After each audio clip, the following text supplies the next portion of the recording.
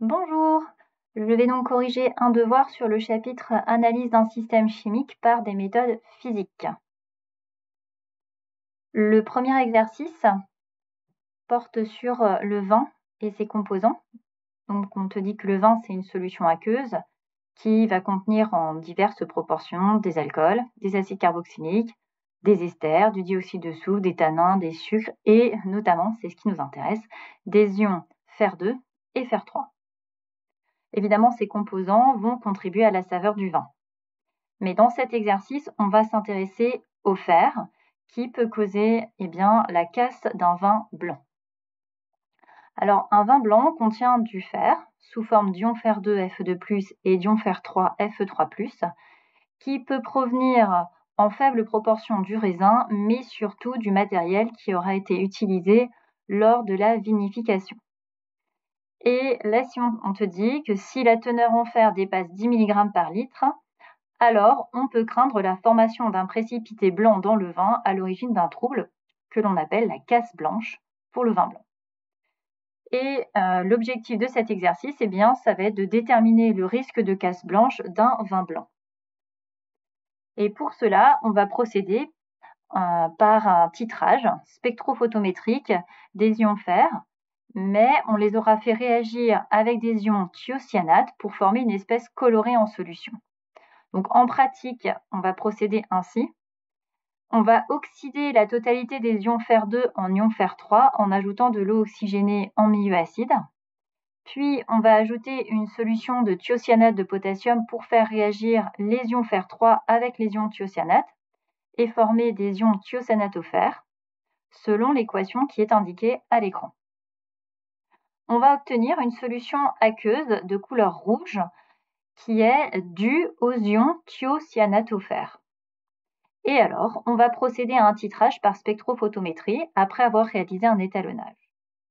Et on pourra ainsi déterminer la concentration en masse en ion fer3 qui va correspondre à la concentration totale en masse des ions fer2 et fer3.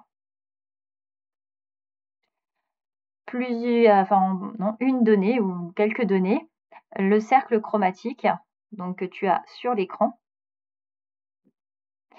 et le réglage du spectrophotomètre. Et on te donne ici le spectre d'absorption de l'ion thiosanatofer en phase aqueuse. La première question, c'est d'indiquer la couleur correspondant aux radiations les plus absorbées par l'ion thiosanatofer et de justifier ainsi la couleur de la solution. Alors, tu peux voir que quand on a une absorbance qui est importante, ça va correspondre à une longueur d'onde à peu près de 490 nanomètres. Et la longueur d'onde de 490 nanomètres, ça correspond au cyan. Ça veut dire que la solution absorbe fortement la couleur cyan. Et donc, ça veut dire qu'elle sera de la couleur complémentaire du cyan, c'est-à-dire rouge. Et on te demande de proposer une longueur d'onde à utiliser pour réaliser le titrage par étalonnage. Comme la solution absorbe fortement à 490 nanomètres, c'est à cette longueur d'onde-là qu'on va se placer pour pouvoir faire le titrage. Donc, quand on répond, on n'oublie pas évidemment de mettre les unités après la longueur d'onde. Sinon, on ne sait pas de quoi tu parles. Donc, forcément, c'est difficile de compter juste. Alors, comme c'est un dosage par étalonnage, il va bien falloir préparer des solutions étalons. Pour préparer des solutions étalons, on va mettre en œuvre le protocole suivant. On va préparer 5 solutions étalons d'ion fer3 qu'on va numéroter de 1 à 5 et on les aura obtenues en faisant une dilution d'une solution mère S0 d'ion fer3 de concentration en masse en ion fer3 égale à T0 égale 100 mg par litre. Ensuite, il faudrait verser 10 ml de chaque solution dans un bécher, puis ajouter 1 ml d'acide chlorhydrique concentré et 1 ml de solution de thiocyanate de potassium de concentration molaire égale à 1 mol par litre. Les ions thiocyanates sont alors en excès dans chacune des solutions. Donc l'objectif d'ajouter l'ion thiocyanate, c'est pour pouvoir former l'ion thiosanatofer de couleur rouge. Précisez pourquoi il est nécessaire que les ions thiocyanate soient apportés en excès dans chaque solution. Alors reprenons. Ce que l'on veut déterminer, c'est la teneur en fer dans le vin. Et pour cela, on va doser l'ion thiocyanate au fer, qui va être obtenu par la réaction suivante. Donc, c'est-à-dire les ions fer 3 plus l'ion thiocyanate donnent l'ion thiocyanate au fer. Bon, maintenant, raisonnons autrement.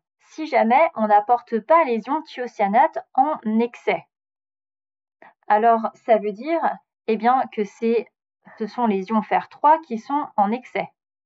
La réaction ici, elle est totale. Donc, ça veut dire qu'à la fin de la transformation chimique, il restera des ions fer 3 qui n'auront pas réagi.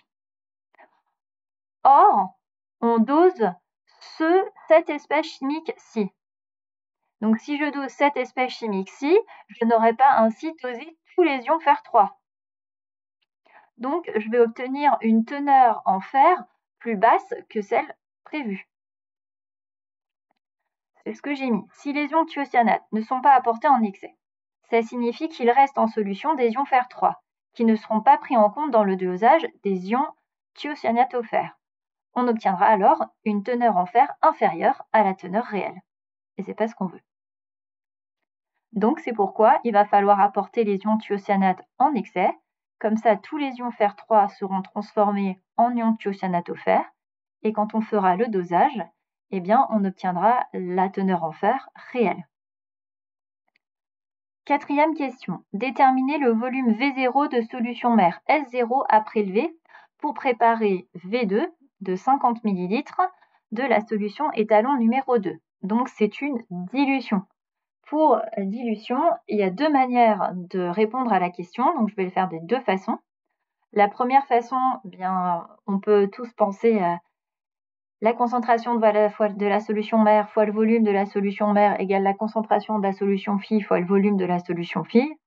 Et on trouve le volume de la solution mère. Donc, c'est la première méthode.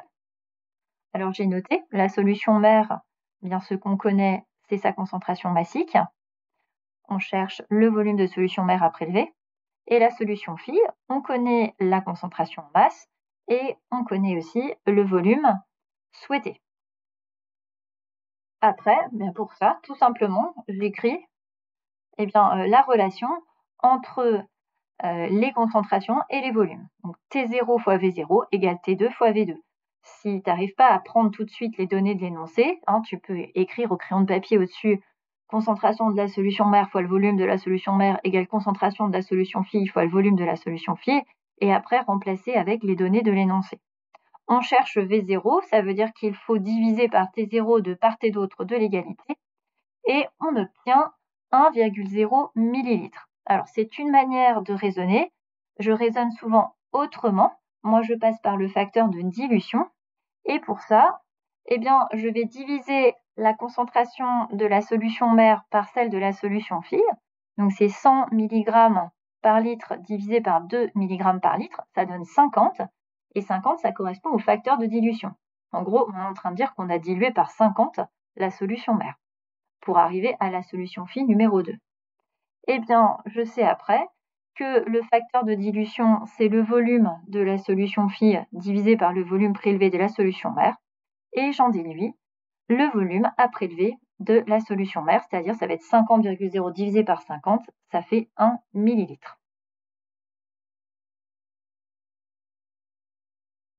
Alors, ensuite, mesure et analyse. Pour déterminer la teneur en fer du vin blanc étudié, on prépare une solution de vin, notée SV, en mélangeant 10 ml de vin blanc, 1 ml d'acide chlorhydrique, 1 ml de solution thiocyanate de potassium de concentration molaire égale à 1 mol par litre, 4 gouttes d'eau oxygénée à 20 volumes, et puis ensuite on mesure l'absorbance des 5 solutions étalons, on trace une courbe d'étalonnage et on mesure l'absorbance du vin, l'absorbance de la solution de vin. On a représenté sur un graphique l'évolution de l'absorbance en fonction de la concentration. Donc le graphique est le suivant. Et on te demande de préciser la forme de la relation entre l'absorbance A et la concentration massique T, ainsi mise en évidence, et de donner le nom de la loi correspondante. Donc là, on attend, entre guillemets, des mots magiques. Ce que tu dois voir, eh bien, c'est que sur le graphique, tu dois voir une droite qui passe par l'origine. Donc tu mets ainsi en évidence une situation de proportionnalité entre l'absorbance et la concentration massique du fer. C'est pourquoi il existe un coefficient de proportionnalité qu'on va appeler K, tel que l'absorbance A égale K fois la concentration massique du fer, qu'on appelle ici T. Et cette loi, tu la connais, c'est la loi de Beer-Lambert. Donc il faut vraiment préciser, c'est une droite, elle passe par l'origine, relation de proportionnalité entre l'absorbance et la concentration massique, qui est traduite par la formule A égale K fois T. Alors j'ai mis T parce que la concentration massique, ici on l'appelait T, et on reconnaît la loi de Beer-Lambert. Pour la solution de vin, on a une absorbance de 0,16. Et on te demande de déterminer si le vin étudié présente un risque de casse blanche. Là, tout simplement, en connaissant l'absorbance de la solution de vin, on détermine par lecture graphique la concentration massique du fer dans le vin. On trouve une concentration massique de 1,4 mg par litre. Et comme c'est inférieur à 10 mg par litre, le vin ne présente pas de risque de casse blanche. Ah, c'est là. Donc ça veut dire qu'en effet, on était à 0,16. Alors 0,16, c'est pas facile, c'est à peu près par ici. Voilà, hop, 0,16. Et on a bien 1,4.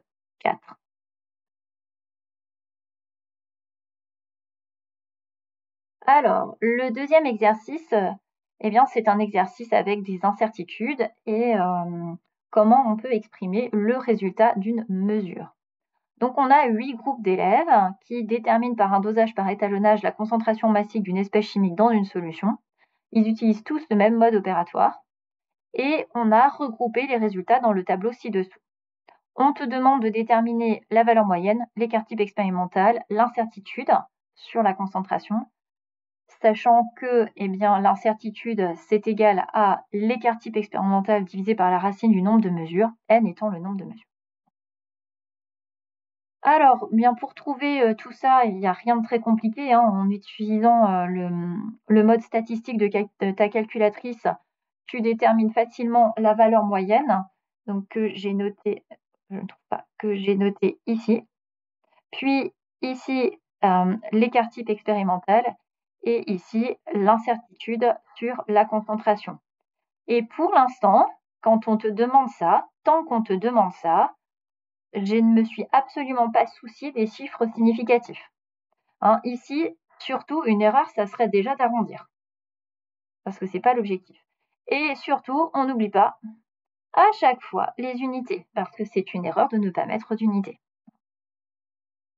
Maintenant, on passe à la deuxième question qui est d'exprimer le résultat de la concentration.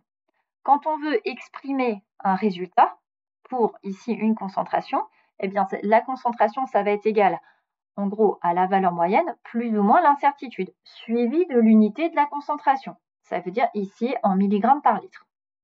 Mais il faut gérer tout ce qui est chiffres significatifs. Et on va commencer par les incertitudes. L'incertitude ici, hop, U de C, elle est donnée avec énormément de chiffres significatifs. On va en garder un seul. Mais on arrondit par excès. Donc si j'en garde un, c'est celui-là. Mais comme j'arrondis par excès, c'est pas 1, c'est 2. Et ça veut dire que l'incertitude, on l'écrit, c'est égal à 2 mg par litre. Mais l'élève qui m'écrit 2,0 mg par litre, c'est faux. Pourquoi c'est faux ? Parce que là, il ne l'écrit pas avec un seul chiffre significatif, il en a mis 2. Il a mis celui-ci et celui-là. Donc ça, c'est faux. Maintenant, pour écrire la valeur moyenne, la moyenne des mesures, elle est écrite avec le même nombre de décimales que l'incertitude. L'incertitude, on a trouvé 2. Donc, ça veut dire qu'il n'y a pas de décimale, on est à l'unité. Donc, quand on regarde maintenant la valeur moyenne des concentrations, on doit s'arrêter à l'unité. C'est-à-dire que les décimales, ici le dixième, ici le centième, ne nous intéresse pas. On garde 539. Et maintenant, on peut enfin écrire le résultat de la mesure. La concentration, ça vaut la valeur moyenne, mais avec le bon nombre de chiffres, 539, plus ou moins de l'incertitude, milligrammes par litre. On n'oublie pas évidemment l'unité. Le dernier exercice porte sur le salage des routes. Donc on a une solution de chlorure de calcium qui est utilisée pour traiter les routes contre le gel. L'équation de la dissolution supposée totale est le chlorure de calcium va donner des ions calcium Ca2+, et des ions 2 ions chlorure Cl-. On mesure la conductivité de la solution. Elle vaut 94,9 millisiemens par mètre. Et on te donne les conductivités ioniques molaires de l'ion calcium et de l'ion chlorure. Une seule question, calculer la concentration en soluté apportée, qu'on va nommer C du chlorure de calcium, en mol par litre. Alors pour commencer, un exercice comme ça, c'est pas très compliqué. On va dire que la seule chose que tu peux savoir sur la conductivité, c'est la loi de Colroche. Donc on va appliquer la loi de Colroche. La loi de Colroche, qu'est-ce qu'elle dit? Elle dit que la conductivité, c'est la somme de la conductivité ionique molaire fois la concentration effective de l'ion en solution. Donc je vais l'appliquer pour notre solution. Notre solution, elle contient 2 ions, elle contient des ions calcium et des ions chlorure. Donc ça veut dire que la conductivité, c'est la conductivité ionique molaire de l'ion calcium multipliée par la concentration effective en ion calcium, plus la conductivité ionique molaire de l'ion chlorure, fois la concentration effective en ion chlorure. Alors une fois qu'on a fait ça, que peut-on faire? On peut peut-être se souvenir des exercices qu'on avait faits. Généralement, il fallait, dans les exercices, exprimer les concentrations effectives en fonction de la concentration en soluté apportée. Donc l'objectif maintenant, ça serait d'exprimer la concentration ici en ion calcium en fonction de la concentration C de chlorure de calcium, donc de la concentration en soluté apportée. Et la même chose pour l'ion chlorure. Et ça, c'est un résultat de cours. Donc, si tu as besoin d'un tableau d'avancement pour donner ce résultat, très bien, mais normalement, il n'y a pas besoin de tableau d'avancement pour donner ce genre de résultat. Ce qu'on voit tout simplement ici, c'est que pour un solide ionique, parce que c'est un solide ionique, on va former ici un ion calcium. Et ici, pour un solide ionique, on va former 2 ions chlorure. Si on se place à chaque fois dans le même volume de solution, il n'y a pas de dilution pour passer de l'un à l'autre, pour une quantité ici de solide ionique, on va avoir la même quantité d'ion calcium. Par contre, on va doubler la quantité d'ion chlorure. C'est pour ça que la concentration en ion chlorure, ça sera 2 fois la concentration en soluté apportée, et la concentration en ion calcium, ça sera la concentration en soluté apportée. On retrouve ici, on le retrouve dans l'équation. On forme 2 fois plus d'ion chlorure que d'ion calcium. C'est normal que la concentration en ion chlorure soit 2 fois plus importante. Et maintenant, on va remplacer. On va remplacer la concentration effective de l'ion chlorure par ceci, et la concentration effective de l'ion calcium par ceci. Et après, c'est un calcul. Donc, j'ai substitué ici la concentration en ion calcium par la concentration en soluté apportée, et j'ai substitué la concentration en ion chlorure par 2 fois la concentration en soluté apportée. Et maintenant, ça, on connaît. Ça, on connaît. Ça, on connaît. Bon, ça, multiplié par 2, on sait le faire. Et notre inconnue, c'est celle-ci.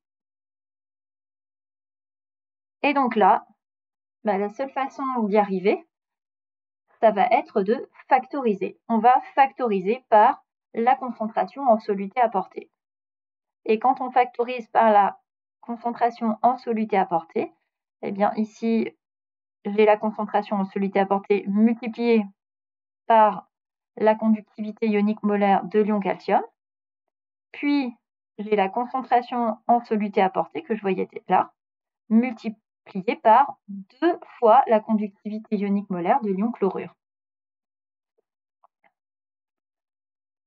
Une fois que j'ai ceci,